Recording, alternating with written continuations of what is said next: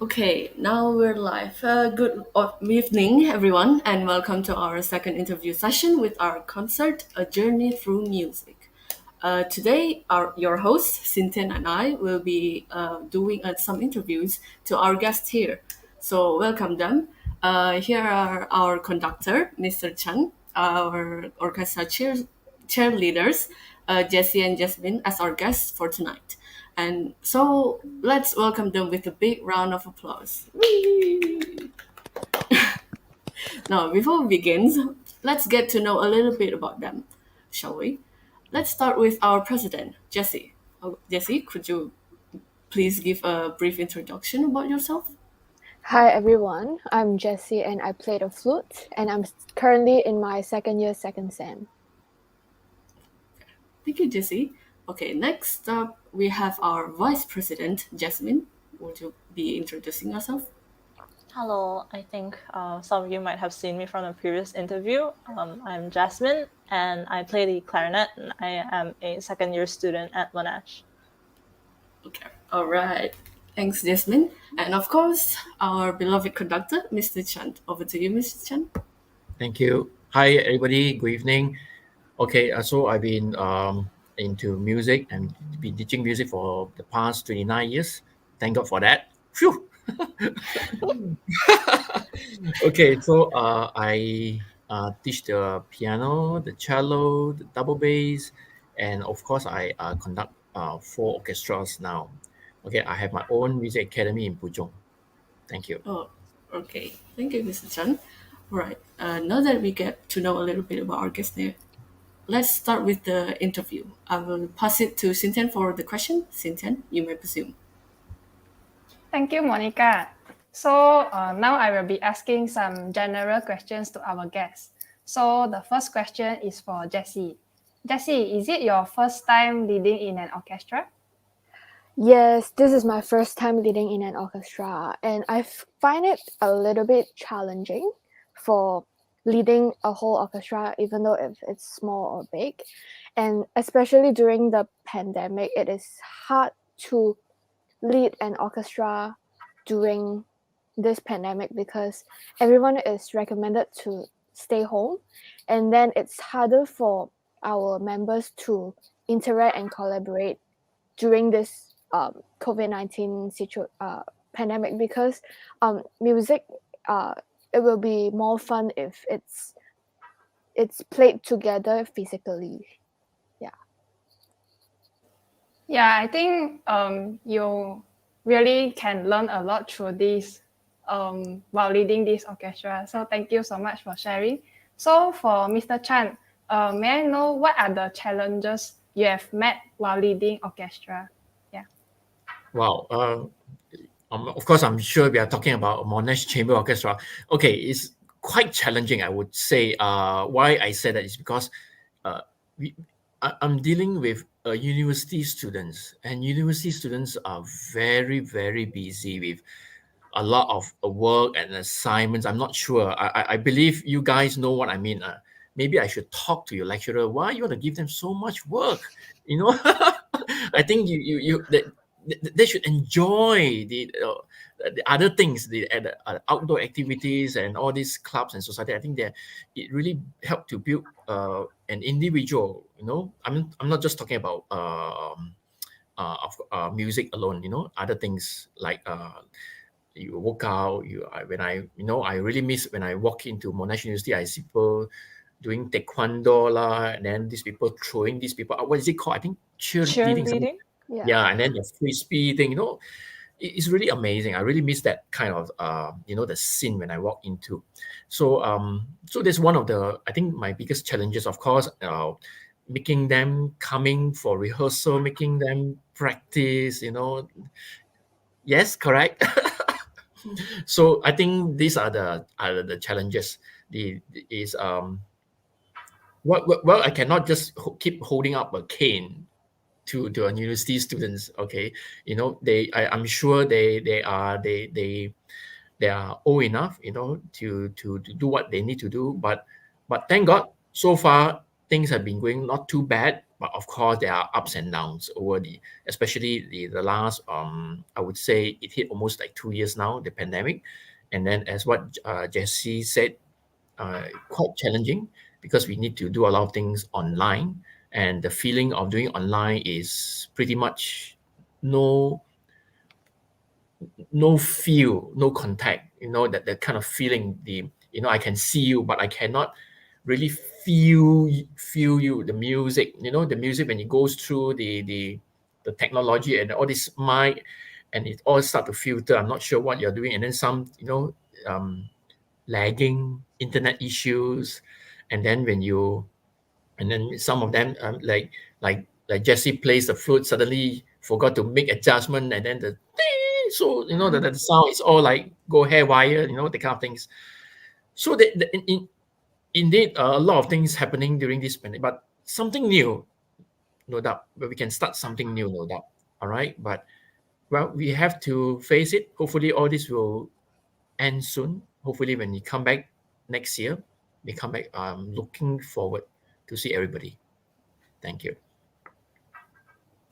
Yeah, I think that everyone should have like a work-life balance instead of like just studying. So yeah, that's a great share. Yeah. So next up, Jasmine, do you have any key takeaways while leading the orchestra? Well, it's a group of people. Everyone's pretty different. You get a bunch of different people. You get to work with a bunch of different people. You get to interact with a bunch of different people, not only in the committee, but in the orchestra itself. So I think it's pretty important to be able to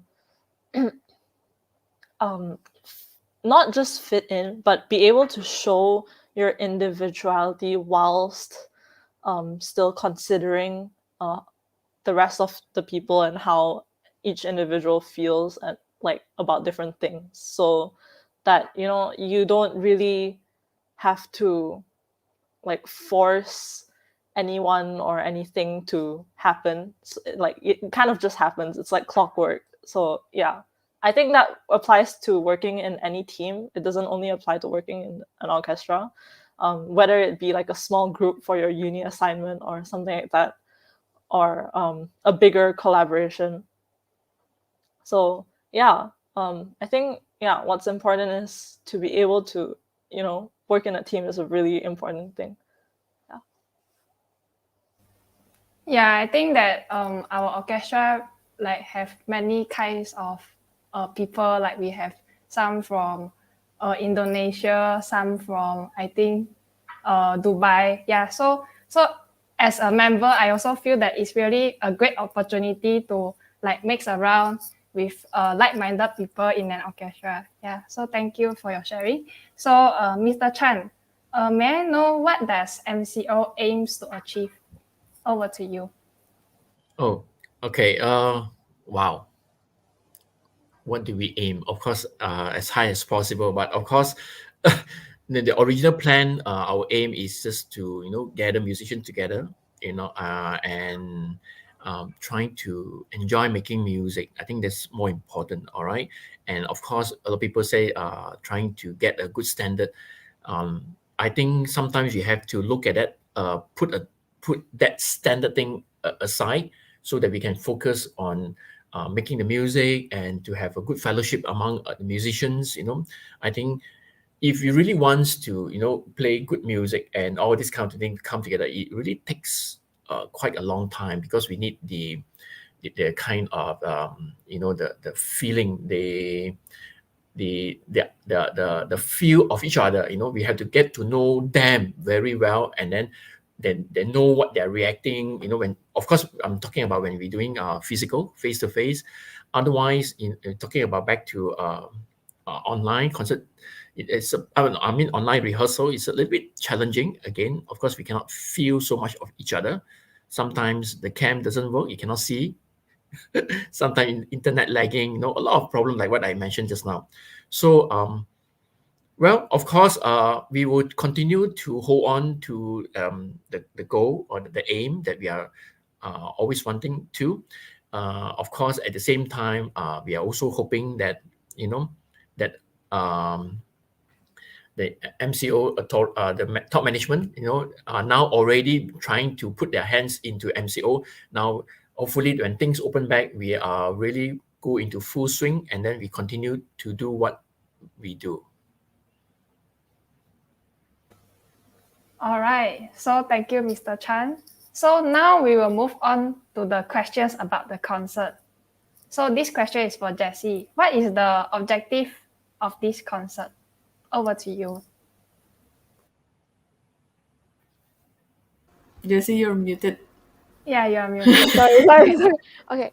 So actually, there is a few objectives that we had. We wanted to achieve in this concert. So the first one is to, of course, share the music with the public, especially during the pandemic, because music can share the joy and they can closer the relationship between people.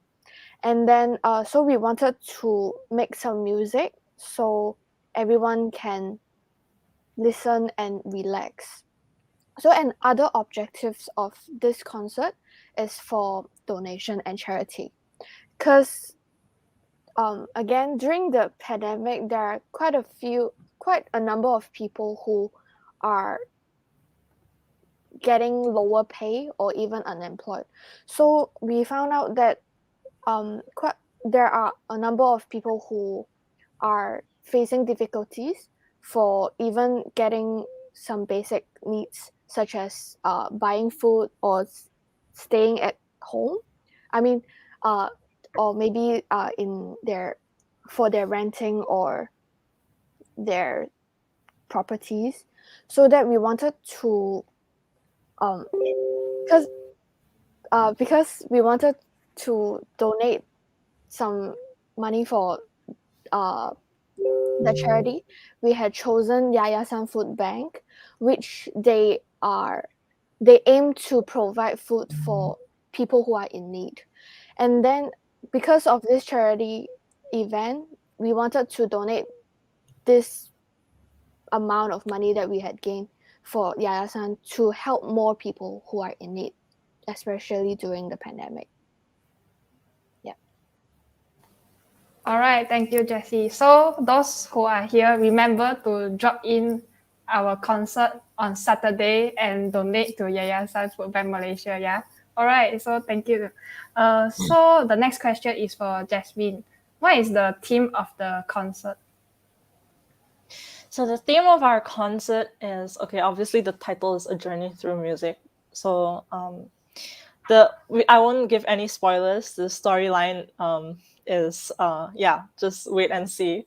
On Saturday you'll find out what the story is about. But we're trying to deliver the message that what can be achieved through music, like the different emotions one can feel through music, the different expressions music can portray.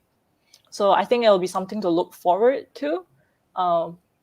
We also just wanted to be able to play good music, like everyone has their ups and downs through their lives, like tell a story through our playing.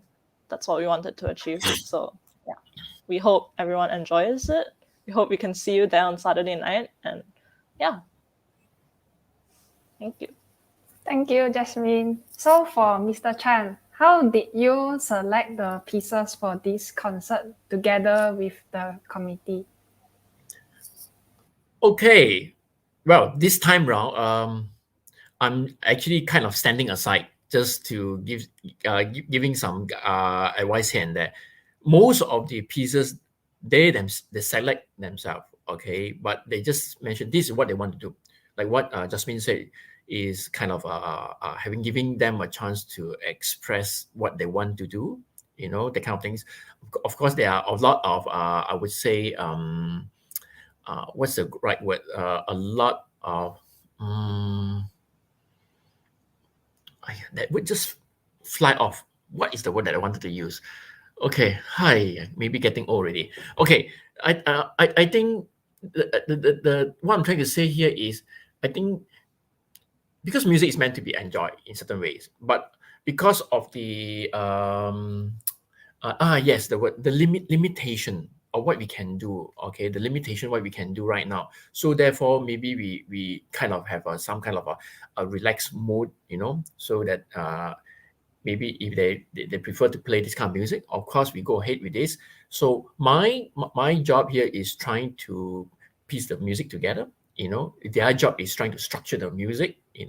What to come, what to, as what Jasmine said, we are not trying to give you any spoiler. We're not supposed to tell you more things.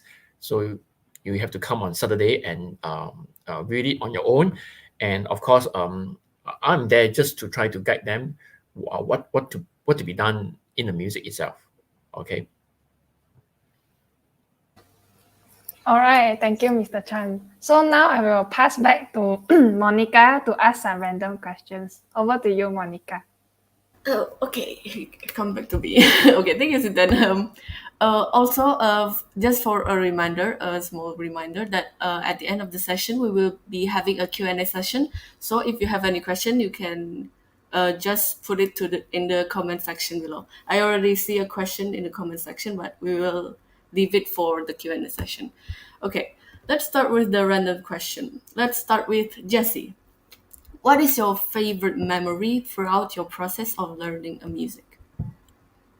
Throughout my process of learning music, I would actually say I love the interaction and the relationship between people who like the interaction when we are having orchestra, because the way we interact and the way we wanted to achieve is actually kind of similar, and we are all having a same interest, which is to play music together. And that is my favorite memory because I love the interaction between musicians and people who have the same passion. All right, thank you, Jessie, for the answer. And let's move on to Jasmine. What is the craziest thing that has happened to you in the past concerts that you have attended before? So, okay, this didn't happen to me specifically, but because nothing that crazy happened to me. But when I was in high school, we were on tour for our band. So we were at the airport and we were about to board on the plane. But one of my juniors was a fellow clarinetist. She forgot to bring her instrument and she couldn't go on tour, even though she already paid for everything. So it was right before we boarded the plane. It's like, oh, I forgot my instrument. So okay, I guess you can't go. And yeah, it was really sad, basically. Yeah, it was. Yeah, it was really sad. Wow, rip the money. Okay. Okay. Our next question for Mr. Chan, of course. I know you've been teaching students for the past years now, and I want to know, when do you feel proud when you're instructing a student? You're muted, sir. Okay, thank you. Uh, when do I feel proud instructing a student? Yes, I mean, like, you're teaching a student, right? Maybe there are certain events like you feel very proud of the student or maybe of yourself for teaching. Okay. Now um yes, indeed, of course, way before I conduct the orchestra, I lead the cello section in the old orchestra that I'm playing it. And I remember, I said, how good if, because when I start to train my own students and they are all sitting behind me and beside me, and the number of the cello group start to grow. At one time, the whole cello and double bass section grows up to about uh, almost about 16 cellists and 4 double bass, which can almost sink the whole orchestra. And of course, I'm quite proud. And then after that, I leave the whole group to let them lead by themselves. And then, of course, eventually over the years, some of them travel with me to play in another orchestra as a guest player. So, not only I enjoy myself playing, I also can play together with my students. And of course, quite proud of them. They really they work hard for it. They enjoy playing the orchestra in another orchestra, and also, of course, they can go hangai, while traveling on tours. I think they enjoy the tour more than playing in orchestra. Yeah, okay, still students. But what I'm trying to say here is now that I am conducting it, most of my students are still playing on the cello and the double bass, most of them. And of course, I can quite proud to them that not only they're able to play and giving a good sound, and also they can also, most importantly, is to lead the group, to train their leadership. Okay, it's very nice. If hopefully we don't know this, but if one of the cellists is watching it right now, good job for you because you're making Mr. Chan proud. Well, I'm sure. Okay. We have our last question here, and this question is written by our good friend at the backstage. Can you come up, please, Ben? Please. This is special. You can open your camera too, so everybody can see. Sorry, I can't open my cam now. But I want to ask. I want to ask. Okay, for woodwinds, right? When you play your instrument, there's some liquid that comes out, right? Do you think that's condensation or saliva? Yeah. Okay, bye. Well, a very good question. I think it depends on the instrument. I think for flute is condensation, right? I Yeah. think. Yeah. I feel like it is. But I'm 90% sure for clarinet it's saliva. 90%. I might be wrong. Correct me if I'm wrong. But I think it's saliva. Yeah. I'm Are you telling you that 100% 10%? for all the winds instruments are all slivers. If you don't believe me, you can go test it out yourself. Quite a lot of spit comes out if you blow. I'm not kidding. Quite a lot of spit does. For brass, it's 100% saliva. 100%. Yeah. Okay. Thank you, Jessie and Jasmine and Mr. Chan for answering that. And of course, thank you, Ben, for the question. Okay, let's move on to our this or that game. Just like last time, this or that game, I will give you an example. For example, coffee or a tea. So each and every one of you will need to choose either you prefer coffee or tea, and you need to answer why. Okay, everyone, okay? Okay. Okay. Okay, let's start. In the count of three, I want all of you to shout out your answers. Okay. The first one is recorded concert or physical concert. 1, 2, 3. Physical. It's very obvious lah. Yeah. Let's start with Jessie first. Why? There are less work, like less editing needed to do, which is quite time consuming. And then it's more fun actually, because you can feel the surroundings with good music and good sound. Yeah. Nice. Okay. What about you, Jasmine? Similarly to what Jessie said, for one, it's not as much work. It's just okay. Yeah, you plan, and then like one day, you play, and then yeah, that's about it. That's about it. And also, playing an orchestra, I feel like the good thing about playing an orchestra is that you can play in a group. But if you have a recorded concert, you're at home playing alone, listening to a track. What are you doing, right? So yeah, playing in physically with a bunch of other people is so much better. It feels so good. Like if you've never experienced it, please try. It feels amazing to play with a bunch of people. Yeah. So hands down, physical is definitely the better choice. Okay, nice one. Thank you, Jasmine. And what about you, Mr. Chen?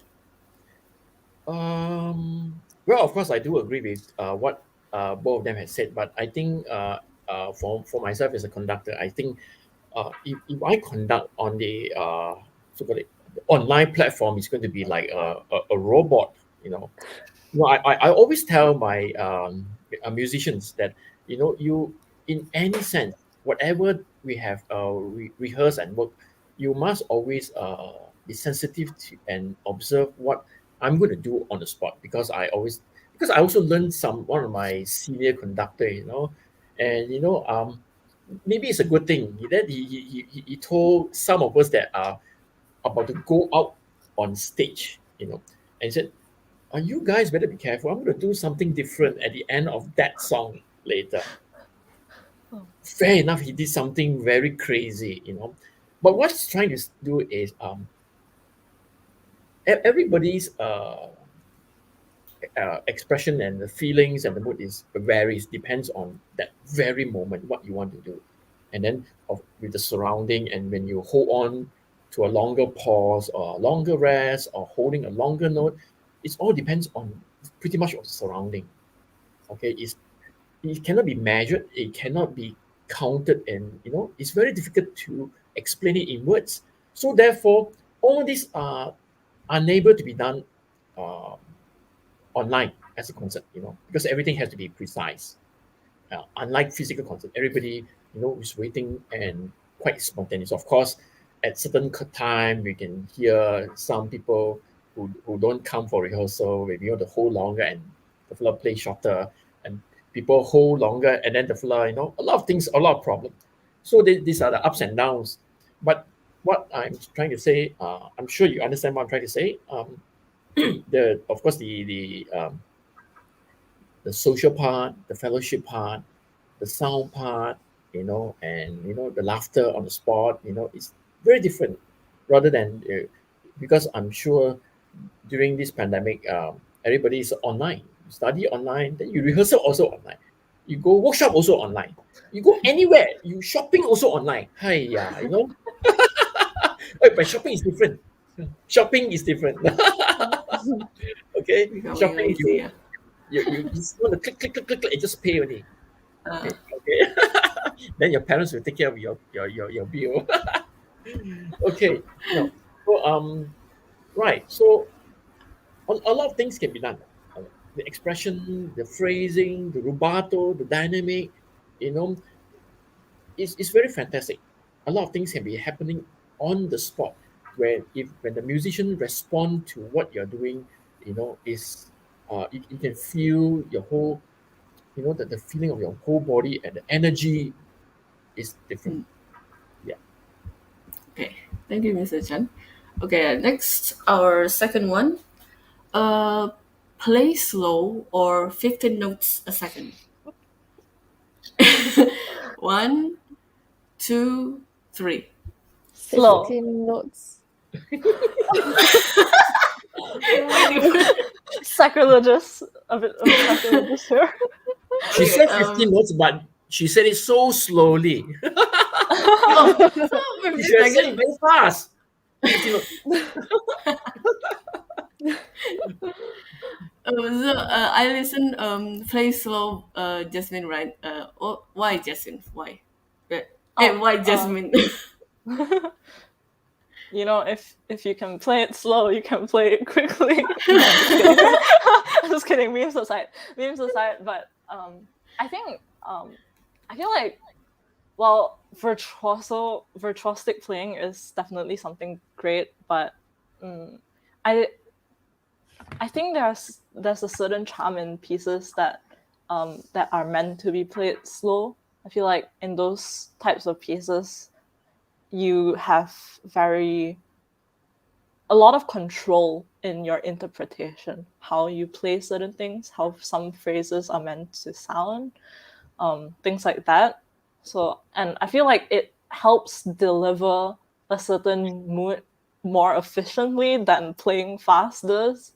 well, I mean, definitely playing fast does help with a different kind of mood, but yeah, that's besides the point.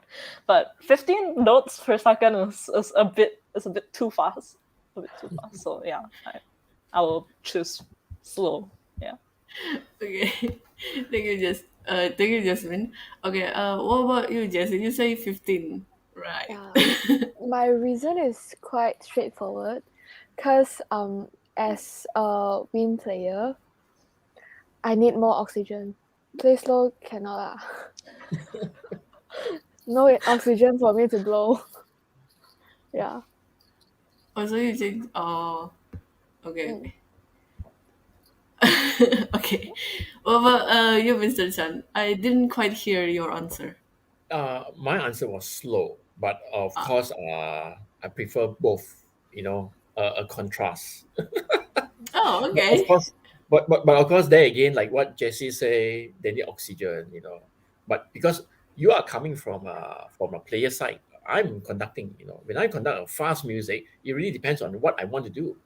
You see, I can conduct like slow, maybe one in a bar, and one in a bar you have to play 15 notes. You know, at the end of the day, probably fast or slow, it doesn't matters to. But what I need to do is I'm trying to beat into what you are trying to play. All right. So of course, like what Jasmine said, of course, when you're doing slow music, you can have more expression to what you're playing. Be more sensitive to your phrasing, and you can do a lot more. Probably you can explore more on the tone, the vibrato. A lot of things happening in slow music. But of course, to me, of course, if there's a contrast, it would be good. Okay. You, Mr. Chan. Okay, let's move on to our next one. Melody or bass line? Okay. 1, 2, 3. Bass. It's like Melody.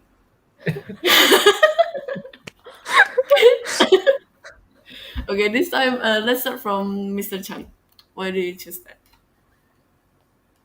just because I'm a cellist, that's all. Okay. I've been playing the cello, and of course, I plays the double bass. Sometimes, um, I have I have a good teacher. My mentor. He said, it's not always you get to play the melody, but if you are the supporter of the whole orchestra, where we give the pulse and we are the heartbeat of the orchestra, I think, well, it kind of pretty different because I've been playing that for quite some time. When you're trying to support them, we on physical side, we will kind of sound quite big sound, But after that, when we put on when we do a recording, because cello and double bass sound, it doesn't project.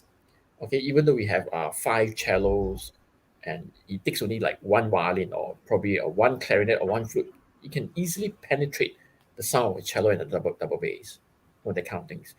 But nevertheless, just a very simple answer. Okay. Thank you, Mr. Chan. Then what about you, Jessie? I chose the bass line because I feel like the bass is actually the base of everything. Like the bass line is the base of the orchestra, and then if there is no bass line, then everything will collapse. That's all. Yeah. Okay, very nice. Then Jasmine, you're allowed, right? Melody. Well, I answered this on the perspective of which one I prefer to play. If which one I prefer to listen, or which I think is more important, it's definitely the bass line. I like listening to bass line. I love the lower brass. I think they sound amazing. But if it's which one I like to play, it's definitely the melody. I feel like a lot of people can agree with this because it's just a lot easier to remember what you're playing, and also a bit more easier to understand, as well as yeah, it's more fun. Let's just say it's more fun to be able to play the melody. Yeah, so that's why I chose the melody. Oh, okay. That's nice. Thank you, Jasmine. Okay. Then our last one is, of course, for our conductor, Mr. Chan. Conducting or playing in an orchestra? Uh, You're I don't muted. count anymore. Sorry, You can unmute, sir. You're muted. Sorry. Um, of course, I like both. It's two totally different things. Okay. Um, I would just share a little bit of both. Now I've been doing a lot more conducting than playing. Okay. Then of course I have I have I'm quite lucky that I have opportunity to play in a professional orchestra before. And when you play in a professional orchestra, it is very different from just a normal community orchestra or amateur orchestra where you everything is being understood by the music itself. The conductor basically is not really conducting the pulsation and telling to come in where. All these are very basic that we as musicians, we already know what to do and should know when to come in and do all these things. And where the conductor, I'm talking about the professional, they are just trying to tell you on the very spot, this is what they want, and trying to interpret the music through the eyes, to the gesture, to the hand, the kind of things.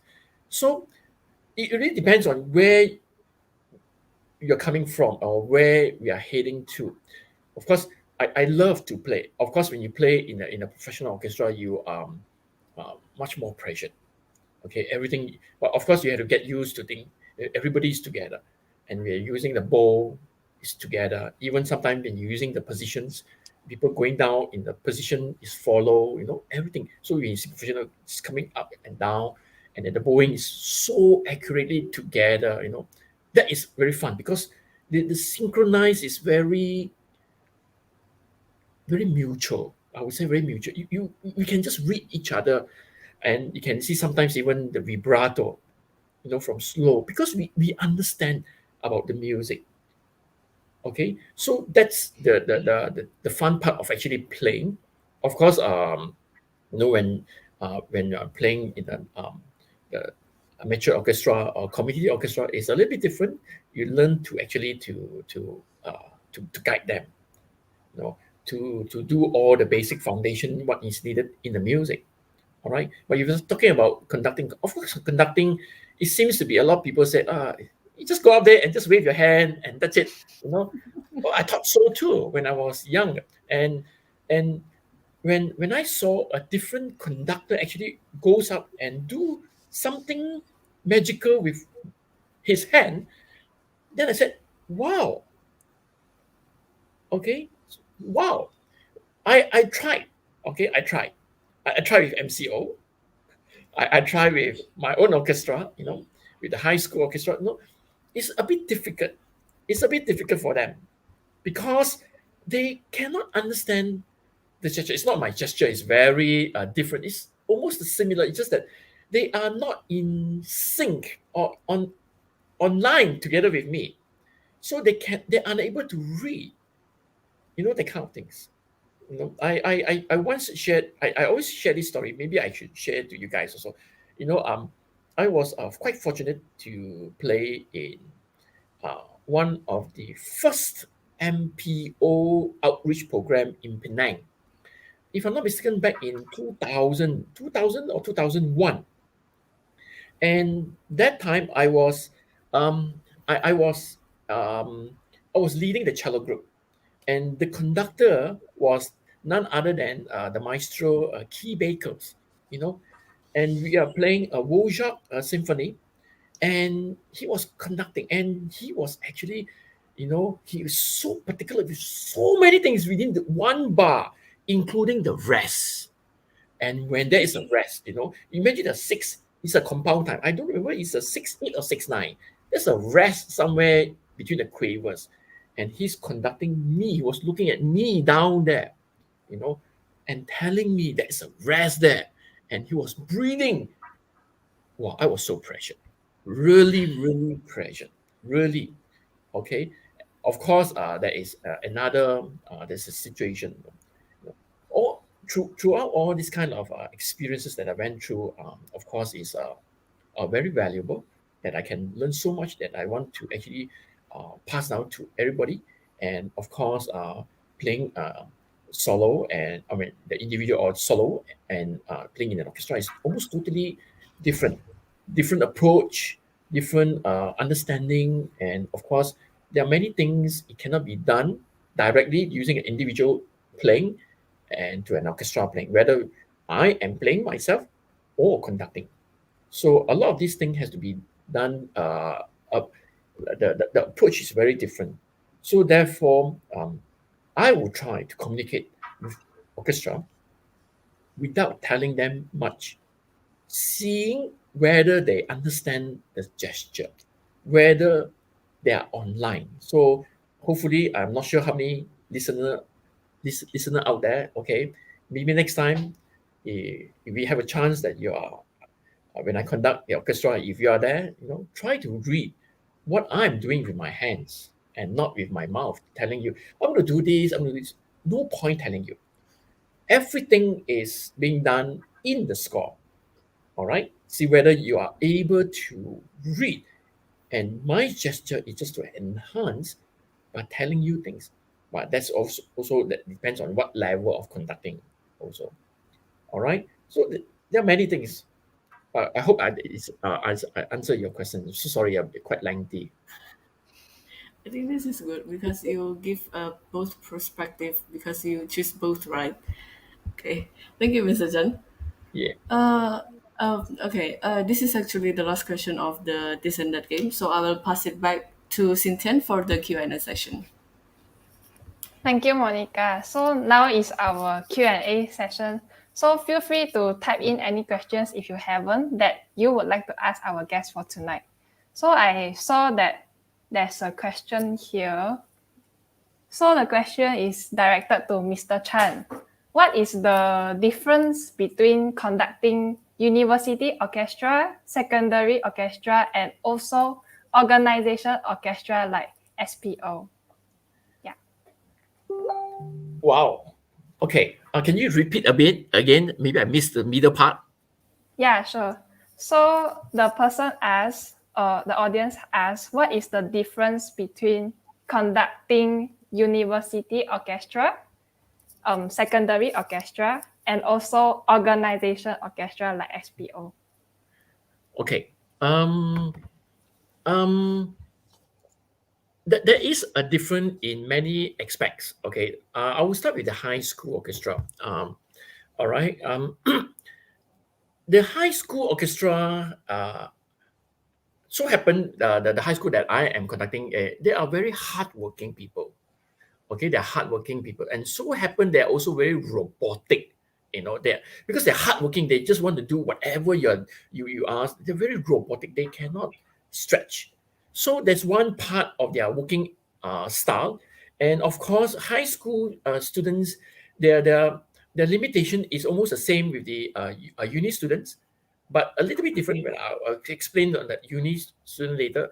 The high school students sometimes they come in with a zero playing experience in orchestra, so we have to kind of portion them into different category. That takes a lot of time, and then some comes in with intermediate, only maybe a handful of them on a slightly advanced level. Say about grade 5, grade 6 and above. There are just a few, so therefore the standards are very varies. Okay, so because and the other thing is not many, I would say, high school and primary school have orchestra or string orchestra. I would say most of them they have string orchestra with the percussion. So therefore, it's very difficult. Most of them they comes in with individual learning outside from the private school.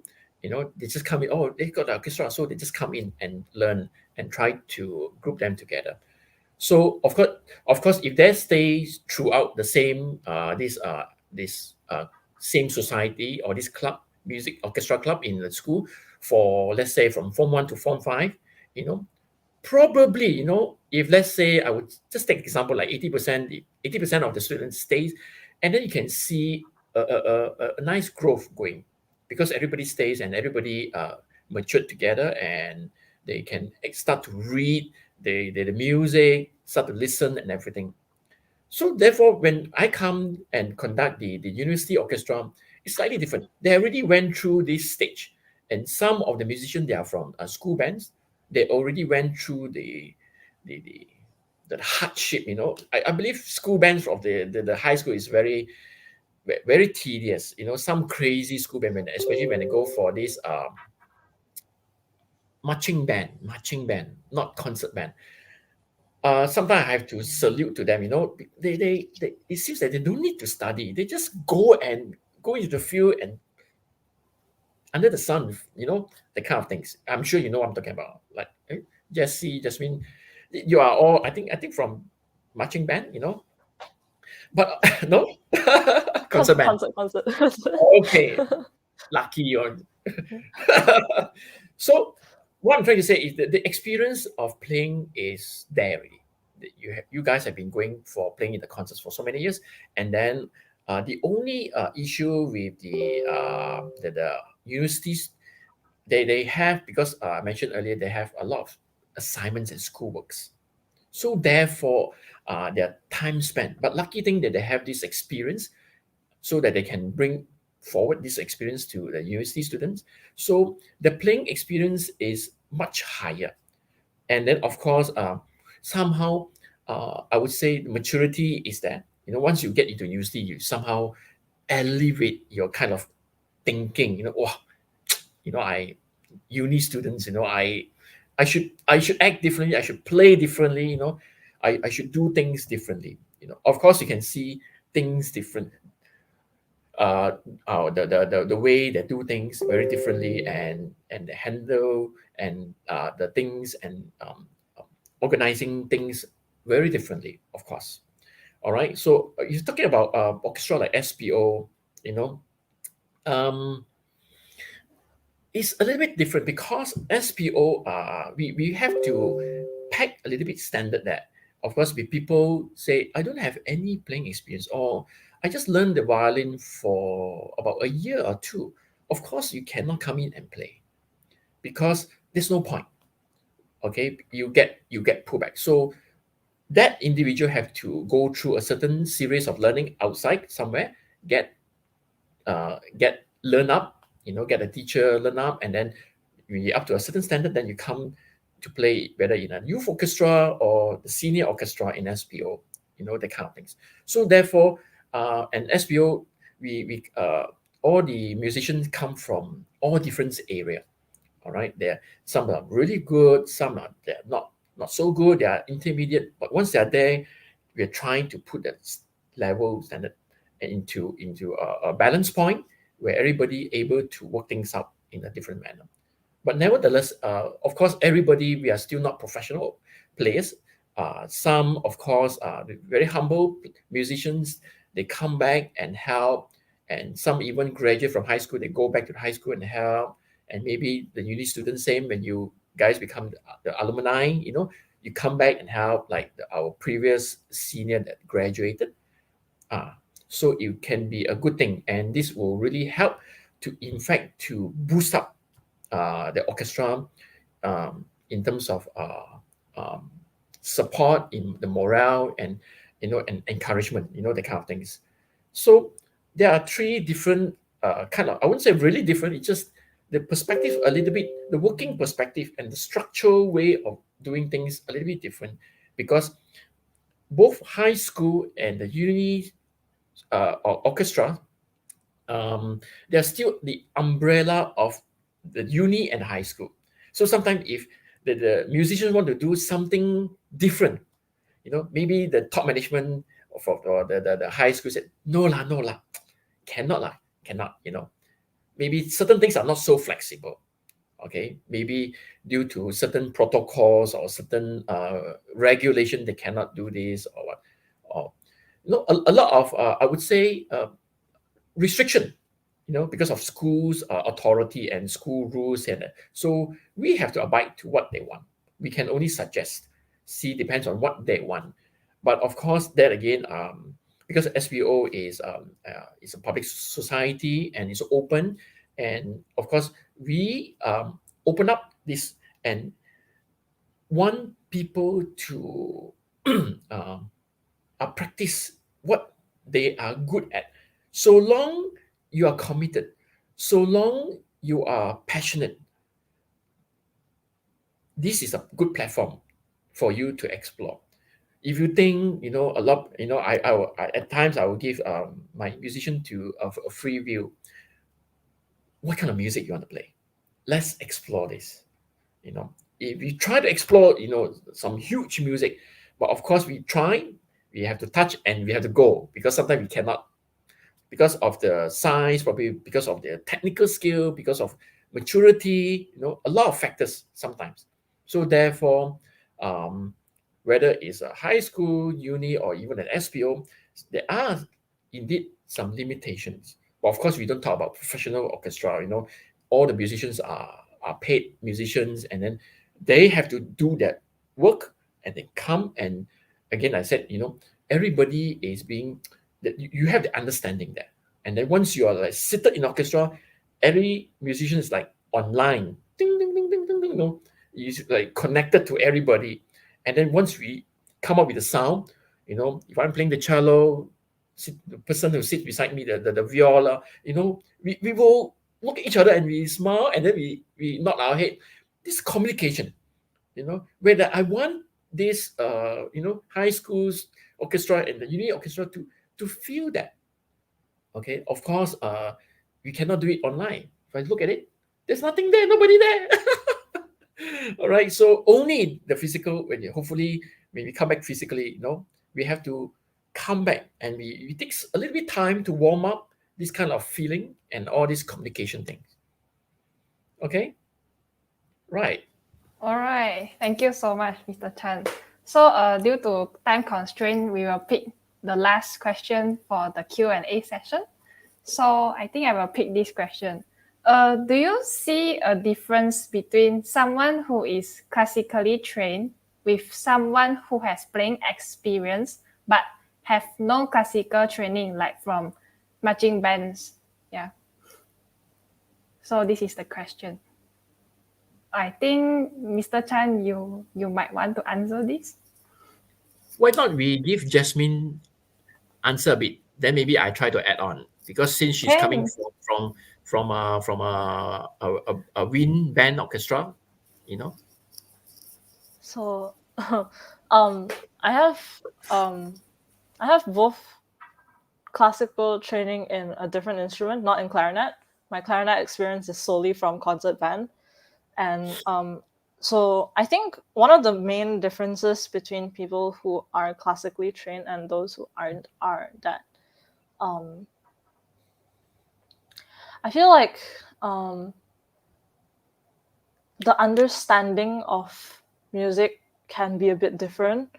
Some people who aren't classically trained, I feel like their ears aren't as well developed, because even though, like for example, I don't have perfect pitch, I don't have such thing, but I believe that because I've been growing up with music my whole entire life, to a certain extent I can tell whether some pitches are sharp or flat, whether some notes and like intervals go well with each other, things like that, whether a chord is balanced or not, things like that. And I feel like although not all classically trained people can tell that, but I feel like it does help make a difference when you enter, like for example, in an orchestra, how you perceive music, how you listen to things, how things sound to you might be a bit different from people to people. So yeah. But I feel like in Malaysia, because music education is, I wouldn't say it's not good, but it's not like as well developed. Like it's not a very huge thing like classical music in Malaysia. I feel like because quite a lot of them are very exam focused, so there are some people who, although they do learn like with a teacher or an instructor outside, not everyone has the same kind of learning, the same kind of education quality and things like that. So it might be a bit different from people to people. So yeah, but I feel like joining an orchestra or joining band or things like that is a very good experience for musicians, because I feel like it's a very good space for people to learn a lot of different things about music. Yeah. And yeah, that's my answer. Would you like to add on, Mr. Chan? How about Jessie? You're muted, sorry. Okay, sorry. Okay, so I actually think there is a difference between people who had been classically trained and also for those who have not. Because classically trained means that you might have more knowledge on the theory and practical, like both ways. And so it actually will develop differently for a person, for a musician, because the way he or she understand music is different. So it will be a little bit not same with those who had been classically trained. Yeah. Well, I think just just one or two differences. The main difference is I would say just like more stylistic difference in playing. Because the marching band or I would say the Chinese orchestra, they are all just coming out in the early 20th century. And whereas the classical music, where even you play Bach, or Beethoven or Mozart, even Beethoven and Mozart, they are literally two different playing style. And then of course you play Chopin and Brahms or even Mahler, Tchaikovsky. Each composer has its own style. So I wouldn't say classical is more difficult than to play in a concert band, the brass band, or with the wind band orchestra. I would just saying that the style of playing is a bit different, and of course the structure way to build an orchestra and the wind band orchestra is a bit different. Probably the effort is being played and more projecting sound in an orchestra takes a little bit more effort compared to a wind. Probably in a wind band orchestra, you have 8 clarinet or 12, I'm not sure. Probably in orchestra, even you were to play Mahler, that size, you need a good professional 8 players. You come to 8 players, but normally it will be about 4, that kind of things. The size. So therefore, the size of the instrument, I mean, the number of the instrument makes a little bit different. Therefore, the playing style also a little bit different, that you need to have a projection. And of course, the articulation and all these kind of things happening in a different period, that you take note of that. Okay, so I just got a cue, and probably I just quickly go through a little bit of the question just to be fair, that some of you just asked. And let me just quickly scroll down here. Okay, somebody asked me, what's the difference leading a Monash chamber orchestra and triplet? Okay, very simple. Monash chamber orchestra, small group orchestra. Okay, two different way of looking at it. Triplet is a 3 combination of, so we have a big group. Anything that is big is always nice. You feel, the feeling. Okay, but of course, I must confess that there's a lot of limitation that what a chamber orchestra can do, but not a lot. It's just that we are unable to play big work like those Tchaikovsky, Mahler, that kind of thing. But we can play a lot of smaller works, which is also, I would consider that, I would say that this kind of chamber music consider quite a difficult work. I would not to say difficult. Chamber music is difficult to play because of the lesser numbers. When you have lesser numbers, the kind of technicality of your playing have to be quite high, because you cannot afford to make much mistakes. Sometimes you play in a big orchestra, hey, you miss something there, you're a coward. I'm sure you know what I mean, right, C10? Well, me too. Okay, I came from that. I understand. Okay, me too. All right, so I just quickly go down. Let me scroll down. You want me to sponsor money? What you want me to sponsor? I'm broke. Consider play Beethoven 6. Wow, I wish. Okay, Beethoven 6 is uh, uh, to be honest, it's not very difficult, but it's a very matured work. Okay, very very matured work. All right. Let's see what else we have here. How do you how do you see uni orchestra can grow to a more professional, like play more challenging pieces? A bit blah blah blah. Impossible. Oh, I see. Uh, there are two perspectives in this also. All right, not cannot. The amount of years you spend in a university, because it's different. Let's say one of my student goes to UK to our university to study, and he goes there starting from the first year, and probably he'll stay about 3 to 4 years, and he joins the orchestra on the first year itself, and he will be there for 3 years. Now I'm not sure what's going to happen, the Taylor University or the Sunway University. It really depends on how many years you stay.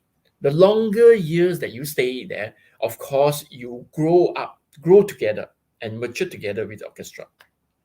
That is first. The second, sometimes you get a batch of good players come in, then your orchestra standard will go skyrocket. Amazing.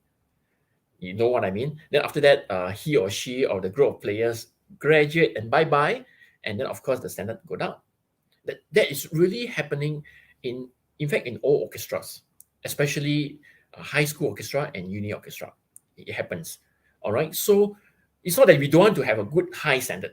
All right.